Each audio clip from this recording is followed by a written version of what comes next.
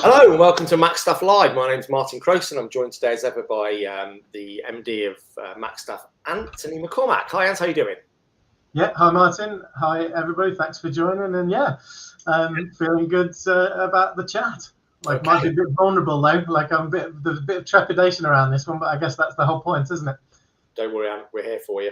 It's a bit of an unusual one today because Anthony is going to open up and describe the challenges he faced last year from a personal perspective and business-wise through Macstaff, describe in detail about things that didn't go as he planned, and then talk about the learnings from that and how he thinks not only can that make him a better person and businessman in the long run, but hopefully for those of you who have joined us today on LinkedIn or YouTube, hopefully you can pick up some tips yourselves to be able to take forward into 2024 and make yourself and your business more productive. Let's crack on, Anne. Let's go back to the start of 2023. We'll start there, and in your own words, tell us how 2023 went. A brief summary. Obviously, what went well because you're still here and you're still running a successful business. But we're talking about some of the things that went wrong today. Just before you start, if you're watching us on YouTube today and you've not subscribed, please hit that subscribe button and the notification bell to find out when we're back on in the future. Anthony, over to you. Yeah, well, as ever, it's probably easier to think of the negatives. Actually, we I think as humans we have a negativity bias, don't we? That's what apparently kept us alive in the savannah, like being aware of dangers and problems and things like that. There was some highlights business-wise. Some good new clients and new partnerships. It went well with team. Like I do a lot of work with the employment agents movement and run the solos group there, and as is a common story with a bunch of other team members. Actually, I don't think Macstaff, well, I guarantee Macstaff wouldn't be kind of surviving today without kind of working with some of the other membership. I think the cliche is your network is your net worth, and that's certainly been the case in terms of recruitment businesses that are a member of team. Maybe they've got too many candidates and too few jobs, or vice versa. You can always balance that out by doing split fee deals. So that was okay, but overall, it was a disaster. Really, it was the worst year financially since company inception in 2016. So that put a squeeze on, and various kind of financial difficulties that kind of affect then the business and the home life. Just quickly there, Ant, were you expecting a tough year when you came into 2023? You just described a disaster. What were you expecting as you came into January? No, not really. I think things had slowed down a little bit, but it was billed as going back to the new normal after the kind of bounce back from COVID and the market was fizzing and things like that. And realistically, whilst there was some kind of, I guess, mitigating circumstances on why it went so badly, like a few key customers went to the back burner at the same time. I had a bunch of bad debt for the first time as well, in terms of what we call behind your back placements. So, I'm literally still owed money for 4 placements that I made over a year ago, where the client's just trying to avoid the payment. Wow. So, there was a few complications, but I suppose really that a lot of the point of today is just to take ownership of it, in that I was at the helm of the ship and I just got flat-footed when the market changed. I'd realistically probably spent a couple of years also enjoying the boom time and going after low-hanging fruit and not being particularly strategic in maintaining the business pipeline, not enough business development, and there's a change curve, isn't there? I think it was that and I think I wrote it down, of you going from like shock into denial, frustration, depression, and then experimenting and making decisions and integrating back in with a new strategy. So that's one of the questions I was going to ask you about, because I'm sure there's many of us, myself included, listening to you, with many of the things you said resonates with our own business life, whether that be recently or in the past. And I guess I was going to ask you, when do you reach a stage where you think things are going wrong here, I need to change? When does that crop into those 12 months and how do you go about dealing with that? Yeah, and that's part of the change curve, isn't it? And realistically, and I'm sure I'm not alone. Like, I probably spent a little too long in the denial stage of with burying our head in the sand and hoping things will change, not doing too much about it. So yeah, as we kind of came through the year and planning 2024, like, it was a resolve to be more structured and be more proactive, and seek out the new clients and opportunities, because the upside, the glass half full, is that I do have some capacity for great new clients and partnerships and things like that. So I'm optimistic about kind of taking those opportunities going forward. I don't know whether it was going to come up, but I literally sent myself back to school on this old school text. The guy Spencer Johnson, he was the co-author of the 1 Minute Manager series that you may remember as well from back in the day. And basically, it's just that tale. Well, it's a fable of mice in a maze that are used to going back to the same cheese, like routinely, and don't really notice that it's got a bit stale, and then it finally disappears, and they're all annoyed about it, and they have to kind of go elsewhere in the maze, and some react to that kind of change better than others. So literally 2023 felt like that. It's like, hold on, it's been great. I've been years back, going down the same channel, and I'm not kind of looked at the whole market or been as strategic as I needed to be. So there's business learns, but I think the greater prize really is the perspective. That we tend to, especially in recruitment, measure what was a good year in terms of money, and it was a bad year financially, but does that make it a bad year? And even if it was a bad year financially, it doesn't make it a bad career. It's just sometimes about staying in the game, isn't it? We were talking about that beforehand, that if I want to have an excellent 2024 or 25, the entry point to that is to get through 23. It's sometimes we're saying that it takes a lot of effort just to flatline and just keep going, doesn't it? Yeah, and I think that's what's gone on in recruitment and presumably a bunch of other industries as well. In that when we came out of COVID and we got that kind of bounce, if you like, and the market was fizzing, that it was boom times to a certain extent. People who joined recruitment in 21, early 22, haven't really seen the full cycle, and I think a bunch of the newer people have struggled when the market's changed. It's become more of a business development led industry. There's less, I guess, order taking where the jobs are pouring in, and you need to have more value and have more in-depth relationships with clients and just kind of do a better job to differentiate yourself against competitors. So it's definitely interesting. Unfortunately, being a bit of a vet now, it's not my first kind of down cycle. I've literally done the market falling apart after 9/11, like the global financial crisis, like 2008, 2010. I know what it's like to have to work twice as hard for half the result, and sometimes that's what you do to hang in there. Yeah. How difficult for you was it to, when you realised things were going wrong, not sit there and sulk for a while? Because I think one of the biggest challenges that faces all of us when we suddenly realise things aren't going well is to stop thinking, oh God, what have I done, and how have I got in this position, and this isn't fair, and why wasn't it like last year? And actually think, come on, Martin, this has happened.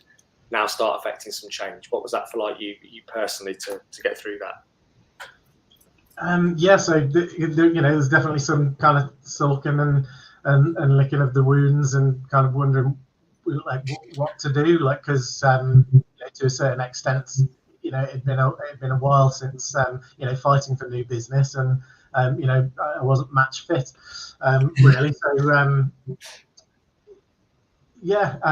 there's some self-doubt creeps in, and then I call it depression. That's a medical term, isn't it? But struggling for the energy and self-motivation to kind of hit it hard, and I suppose that the perspective thing helped me kick in with that, because you don't the situation, like especially the financial situation, isn't everything. So and what is failure, isn't it? So I was having a tough time, but is that failing? Like that sounds like a black and white and quite permanent thing. But really, just I was probably struggling, having a more difficult time. That's not a failure. I think Simon Sinek started calling it falling. You're not failing, you're just falling, you're getting back up, you're falling, you're getting back up. And that's more, well, that's like a nicer way to look at it, I suppose, kind of mindset wise, isn't it? And it's a feature of the fact that it's not kind of a permanent problem. So there's that, yeah. And then experience of that. Sorry, Anne, go on. And so I start thinking like, well, maybe I'm not failing. Definitely, I'm not a failure. Let's not kind of write myself off at this point just because I'm having a tough 2023. It's like I haven't come this far just to stop now, sort of thing. So I was thinking like, what else can I achieve? And that's when I kind of made more kind of deliberate focus on fitness and things like that, because health is wealth, isn't it? Family is wealth. Robin Sharma would say there's 8 types of wealth.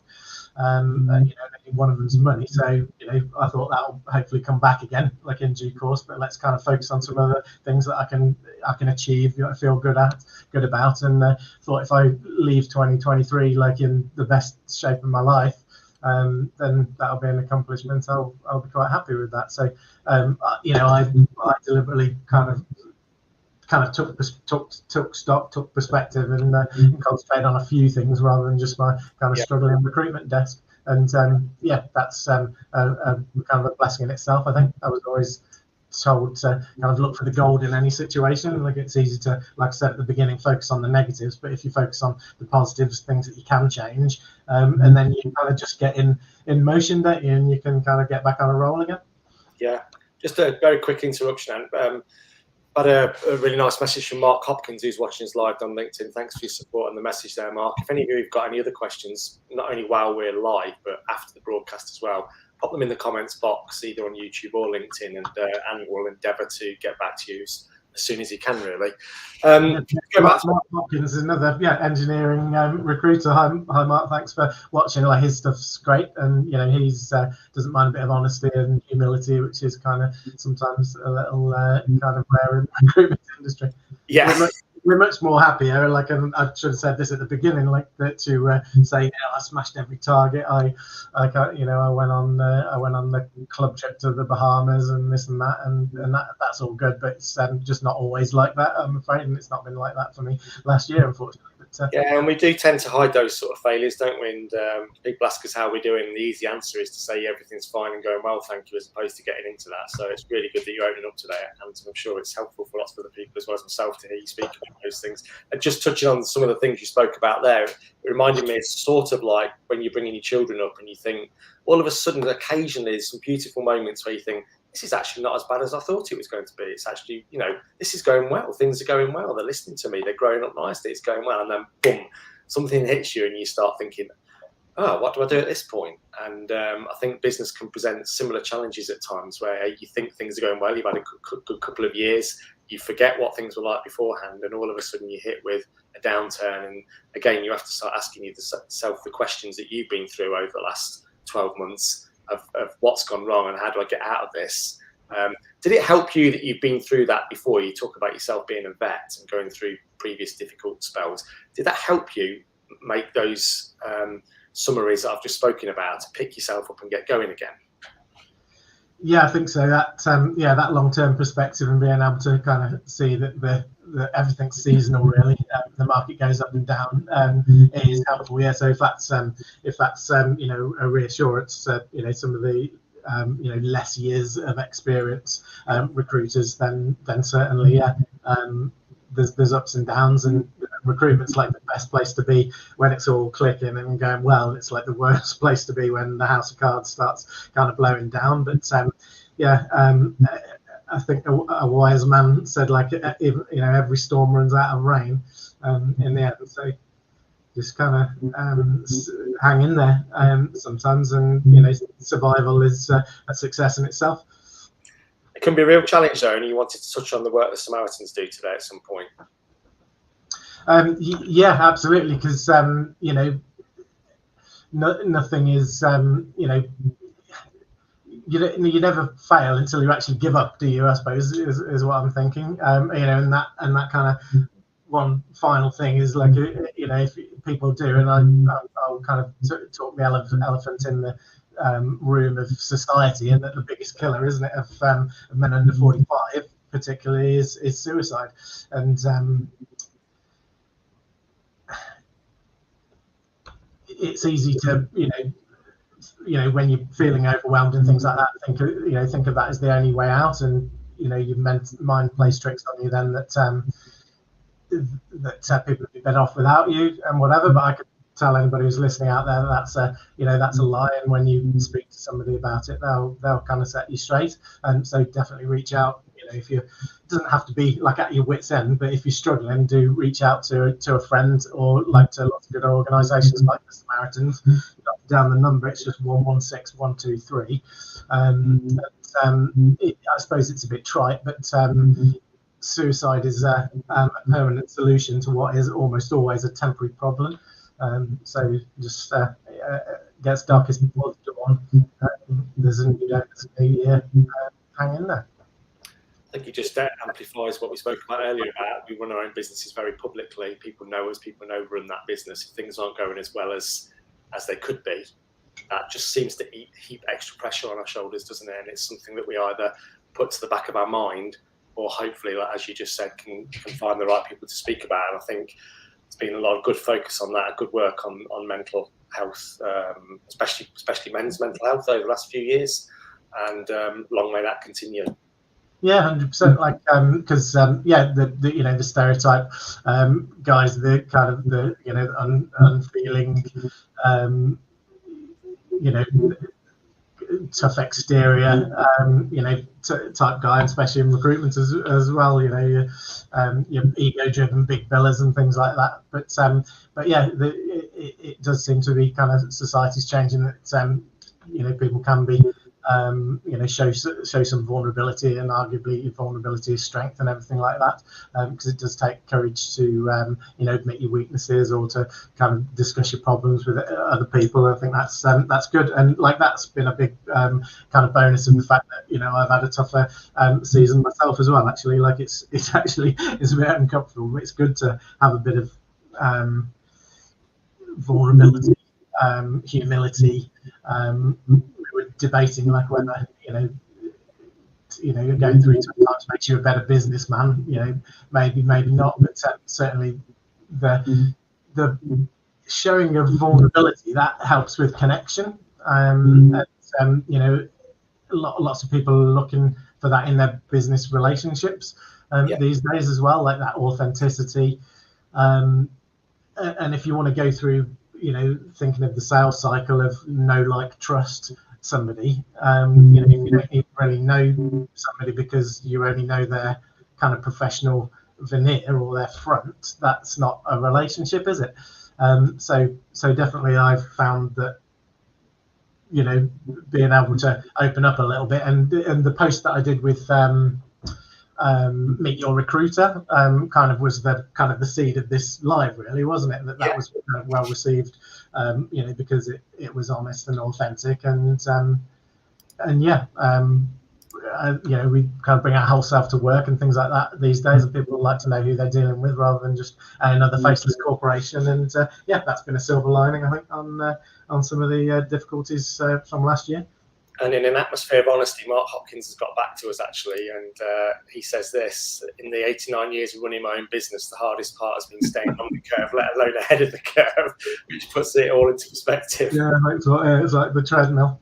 But yeah, I mean, we haven't said it yet, and again, cliche, isn't it? But you got to be kind to yourself. Lots of people kind of put that like as their response to my post, and that's true. Like anybody who reads the kind of the psychology and the mindset books like myself kind of will know that there's a self-talk, like there's an internal dialogue the whole time, like, and so sometimes you have to catch yourself and say, like, would I speak to somebody else the way that I'm speaking to myself right now? Like, you're not stupid, you're not an idiot.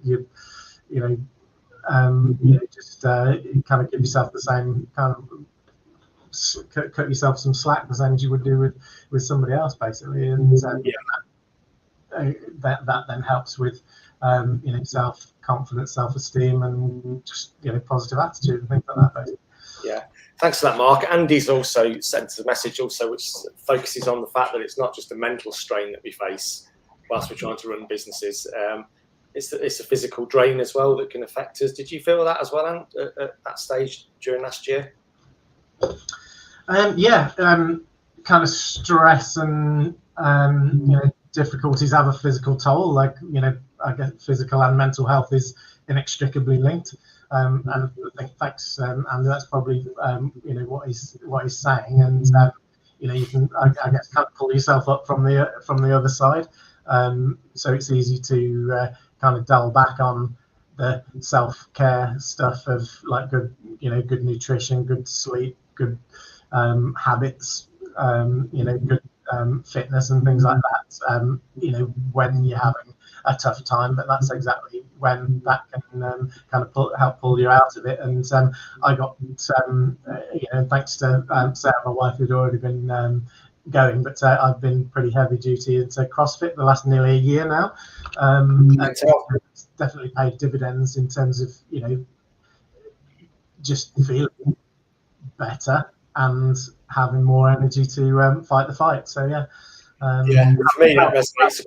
That's a good point as well, because whilst when you're under pressure at work, your head hits the pillow and you really struggle to switch off because you're thinking about work a lot of the time. I think if you can actually get up and go to the gym or go and do some exercise, put your earphones in and stick some music on, once you get there, you never ever come back feeling it's not been a fantastic thing for you to do. I think it's hugely beneficial for the mind as well as the body if you can keep some regular form of exercise going. So that's bang on. It's that's the chemistry, isn't it, of the endorphins and everything like that. And you do need to put literally, if you thought of it as a literal weight, you need to put it down. That's the key. And it's impossible to kind of stress out while you're playing basketball or something, isn't it? You can't kind of do those two things at once. So like physical exercise, like nature, greenwashing, I think.